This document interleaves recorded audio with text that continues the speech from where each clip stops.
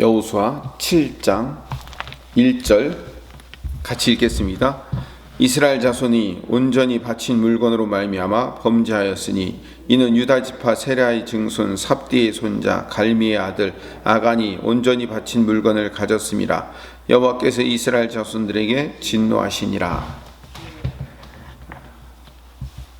6장 17절 18절에 여리고성을 이미 점령하기 전에 하나님이 이 성과 그 가운데 있는 것은 여호와께 온전히 바치라고 분명히 말씀하셨습니다. 특히 18절에는 너희는 온전히 바치고 그 바친 것 중에서 어떤 것이든지 취하여 너희가 이스라엘 진영으로 바치는 것이 되게 하여 고통을 당하게 되지 아니하도록 오직 너희는 그 바친 물건에 손대지 말라라고 하나님이 미리 경고하셨습니다. 여리고성은 가나안 땅의 첫 열매예요. 늘 말씀드리지만 첫 열매는 항상 하나님의 것입니다. 애굽에서 장자를 죽인 것도요, 이 장자라는 것은 늘 하나님의 것이라는 것을 상징하기 때문에 그런 겁니다. 이 첫 열매는 항상 하나님 앞에 온전히 바쳐야 됩니다. 해렘해야 됩니다. 죽이는 것과 바치는 것, 이 두 가지에는 같은 의미를 갖고 있다고 그랬죠. 그래서 하나님의 나라는 이 가나안 땅, 이 구약에서는 가나안 땅을 얘기하는 겁니다. 하나님의 나라는 옛 사고방식과 옛 가치관을 버려야 돼요. 그리고 내 자아를 하나님 앞에 온전히 바쳐야 돼요. 그래서 신을 벗어야 되는 거죠. 하나님 앞에 주권을 드려야 되는 나라. 그 나라가 하나님의 나라인 거죠. 그래서 이 하나님의 나라 앞에 나의 인생의 주권을 드리는 이 차원의 문제를 가지고 6장과 7장이 서로 대조를 하고 있어요. 어떤 대조를 하고 있냐면 6장의 주인공은 라합이잖아요. 그리고 7장의 주인공은 아간이 주인공이에요. 성경이 이 라합과 아간을 대조해서 설명을 하고 있다고요. 예를 하나 들어봅시다. 성경에 이런 대조가 굉장히 많아요. 요한복음 3장에 보면 이스라엘의 최고 지성인이며 권력의 핵심인 사내들인 공의의 의원, 그 사내들인 공의의 의원은요, 유대인 중에서 70명을 뽑아요. 장로라고 얘기해가지고 그들이 모든 정치, 경제, 군사 모든 권력을 다 행사하는 사람들이었어요. 그리고 이들은요 최고의 지성인들이었어요. 그 당시 율법을 완벽하게 이해하는 서기관들이나 이런 사람들이 아니면 사내들인 공의의 의원으로 선택될 수가 없었어요. 최고의 지성인이며 권력의 핵심에 있는 이 사내들인 공의의 의원 중에 한 사람이었던 니고데모가 한밤중에 예수님을 찾아옵니다. 근데 이게 요한복음 3장의 이야기예요. 근데 요한복음 4장으로 가보면 예수님께서 한밤중이 아니라 대낮에, 한낮에 사마리아 여인을 찾아갑니다. 남편을 5이나 갈아치운 슬픈 인생의 여인. 근데 지금 남편도 진짜 남편이 아닌 사마리아인이죠. 유대인들한테 개처럼 취급받는, 짐승처럼 취급받는. 거기다가 여자죠. 더구나 여자 중에서도 취급을 못 받는 그런 여자죠. 그런 여자를 예수님께서 직접 손수 한낮에 찾아가시는 거예요. 아주 극적인 대조를 3장과 4장에 이루고 있는 거예요. 한밤중에 찾아온 니고데모에게는요, 적극적으로 니고데모가 어떻게 해야 거듭날 수 있습니까? 구원받을 수 있습니까? 라고 물었는데 예수님은 거기에 대해서 네가 거듭나지 않으면 안 된다 라고 이야기함으로 말미암아 이 니고데모가 결국은 진리를 깨닫지 못하고 되돌아갈 수밖에 없었어요.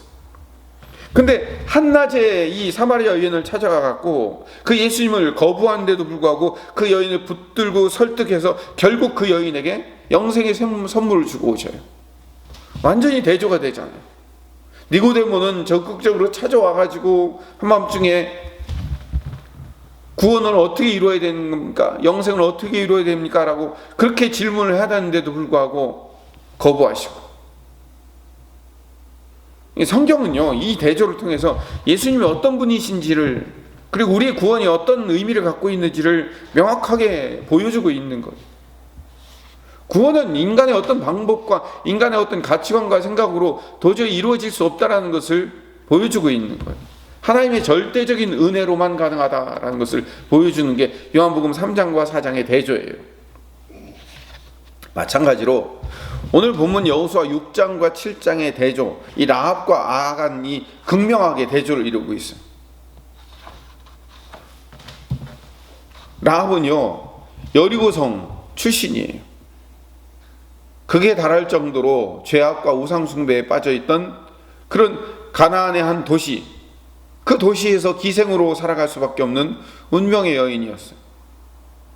그 여인이 이스라엘의 정탐꾼을 살리고 6장 25절에 여호수아가 기생 라합과 그의 아버지의 가족과 그에게 속한 모든 것을 살렸으므로 그가 오늘까지 이스라엘에 거주하였으니, 오늘까지, 그러니까 지금까지도 이스라엘에 라합과 그의 후손들이 거주하고 있다라고 얘기해요.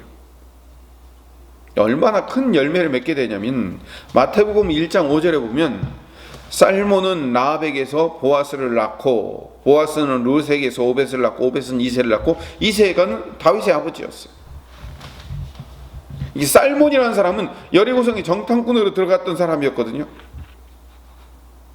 근데 살몬은 라합에게서 보아스를 낳아요. 보아스는 우리가 알고 있는 룻이라는 그 모함 여인을 취한 그 보아스 얘기한 맞아요. 히브리서 11장 31절에 보면 믿음으로 기생 라합은 정탐꾼을 평안히 영접하였으므로 순종하지 아니한 자와 함께 멸망하지 아니하였느니라. 여러분, 히브리서 11장에는 여호수아가 안 나와요. 오히려 이 믿음으로 기생 라합의 이야기가 나와요. 정탐꾼 살려준 이야기. 그러니까 인간적인 방법으로는 도저히 그 구원의 조건이나 자격이 전혀 될 수 없었던 사람인데, 이 라합이 나중에 구원받을 뿐만 아니라 다윗의 조상이 된 거죠. 믿음의 전당에 올라간 거예요. 반대로 오늘 우리가 읽은 7장 1절의 주인공은 아합입니다. 아간입니다. 아간. 근데 이 아간이 어떤 결과를 맺었을까요? 뭐 우리가 물론 다 알고 있지만 여러분 7장 25절 26절을 읽어봅시다. 7장 25절 26절 한 장만 넘기면 됩니다. 같이 한번 읽어봅시다. 여호수아가 이르되 내가 어찌하여 우리를 괴롭게 하였느냐? 여호와께서 오늘 너를 괴롭게 하니 온 이스라엘이 그를 돌로 치고 물건들도 돌로 치고 불사르고 그 위에 돌무더기를 크게 쌓았더니 오늘까지 있더라. 여호와께서 그의 맹렬한 진노를 그치시니 그러므로 그곳 이름을 오늘까지 아골골짜기라 부르더라. 25절에 보면 괴롭게 하리니, 괴롭게 하였느냐, 여기서 괴롭다라는 말이 나와요. 아간이라는 말 자체가 이름 뜻이 괴롭다라는 의미가 들어가 있어요.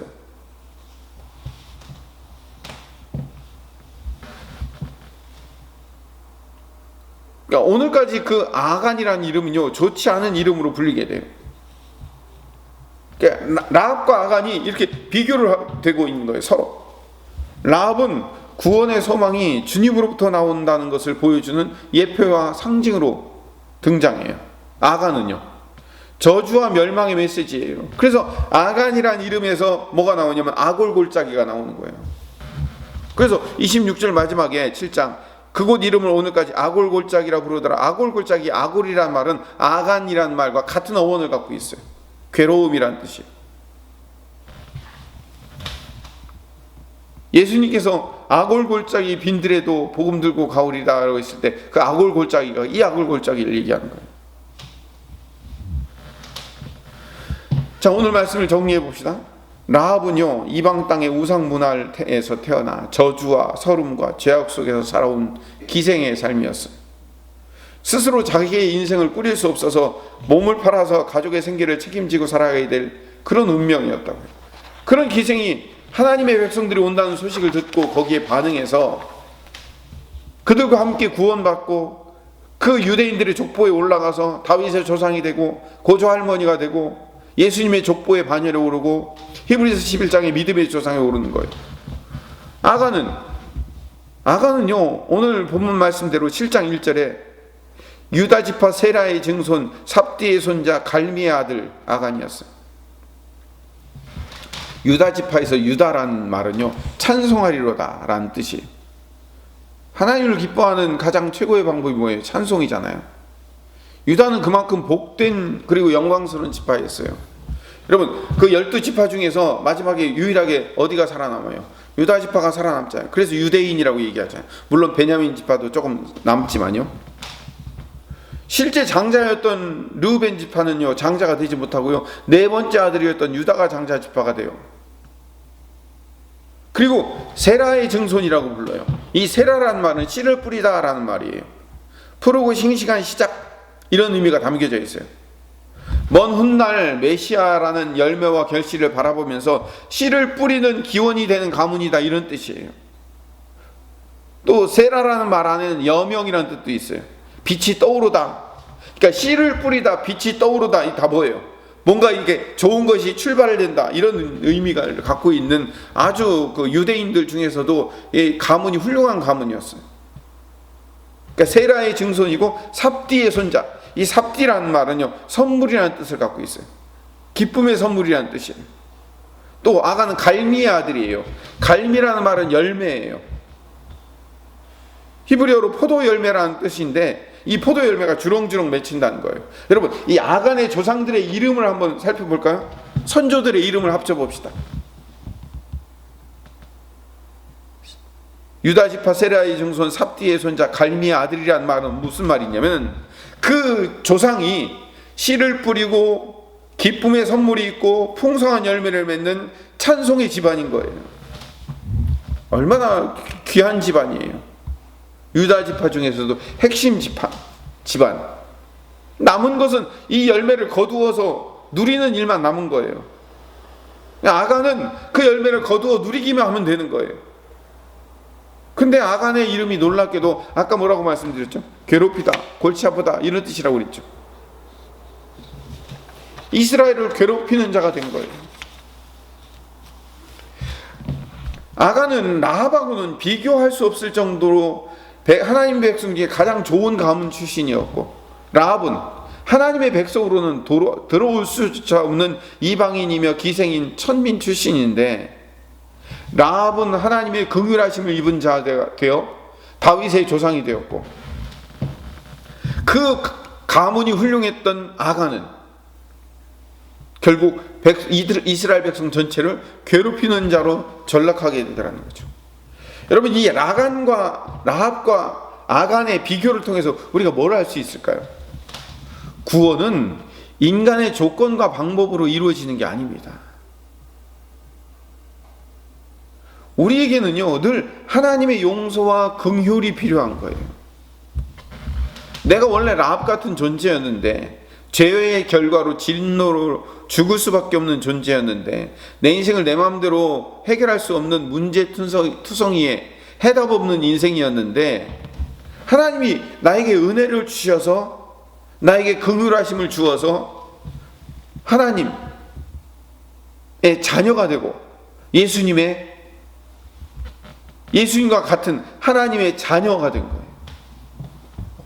엄청난 역사를 이룬 거죠. 그래서 우리가 십자가를 강조하고 은혜를 강조할 수밖에 없는 이유가 여기에 있어요. 우리가 기생 라합 같은 자였고요, 남편을 5이나 둔 사마리아 여인 같은 자였어요. 우리 인생을 스스로 해결할 수 없는 38년 된 병자 같은 존재였는데, 하나님이 우리에게 은혜를 주셨다는 거예요. 이걸 우리는 늘 기억해야 돼요. 우리는 하나님의 은혜와 긍휼을 늘 구하며 기억하며 사는 자가 돼야 돼요. 우리 자체로서 아간처럼 훌륭하고 대단한 어떤 자격과 조건을 갖추었기 때문에 그 자격과 조건으로 무슨 일을 할 수 있다, 이거 아니에요. 우리는 늘 심령이 가난한 자가 되어서 주님 앞에 우리의 신을 내어놓고, 주님이 일하십니다, 주님이 우리를 완성시키십니다, 우리는 오직 주님 뜻에 순종할 수밖에 없습니다 라고 내가 주님 앞에 납작 엎드려 살아갈 때, 그것이 주님 앞에 복된 길이라는 사실을 아간과 라합의 비교를 통해서 우리가 깨닫게 되는 겁니다.